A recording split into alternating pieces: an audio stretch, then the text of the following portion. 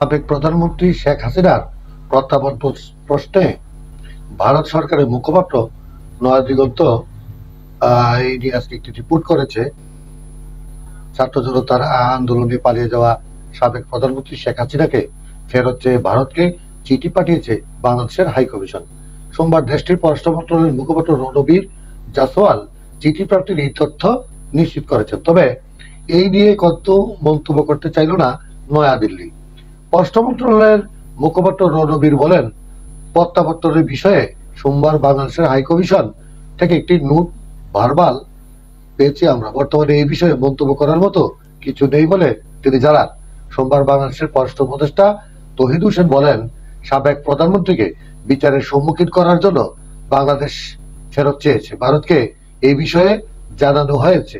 এবার সেই note verbal বা কূটনীতিক বার্তা পাওয়ার কথা স্বীকার করল ভারতের পররাষ্ট্র মন্ত্রণালয়। কোটা সংস্কার আন্দোলনে এবং পরবর্তী বৈষম্যবিরোধী ছাত্র আন্দোলনে জেরে গত 5 আগস্ট বাংলাদেশে আওয়ামী লীগ সরকারের পতন হয়। বাংলাদেশ ছাড়েন তৎকালীন প্রধানমন্ত্রী শেখ হাসিনা। তিনি ভারতে আশ্রয় নিয়েছেন বলে দাবি বিভিন্ন সংবাদ মাধ্যম কিংবা ভিডিও চিত্রেও আমরা তার বিভিন্ন ছবি দেখেছি।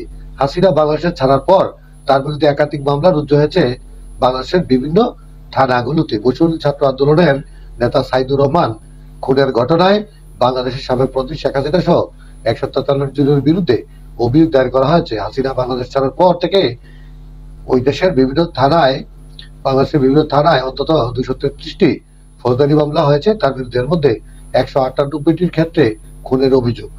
হাসিনা 143 জনের বিরুদ্ধে আগেই গ্রেফতারি পরোয়ানা জারি করেছিল বাংলাদেশ সরকার। হাসিনা সহ শেখ হাসিনা সহ বাংলাদেশ সরকার 143 জনের বিরুদ্ধে ট্রাইব্যুনাল থেকেই আগে একটি গ্রেফতারি পরোয়ানা জারি করেছিল। এবার হাসিনাকে দেশে ফিরিয়ে তার বিচার করতে চাইছে অন্তর্বর্তী সরকার। ওই ইঙ্গিত যদিও অক্টোবরের শেষেই দিয়েছিলেন ডক্টর মোহাম্মদ ইউনূস।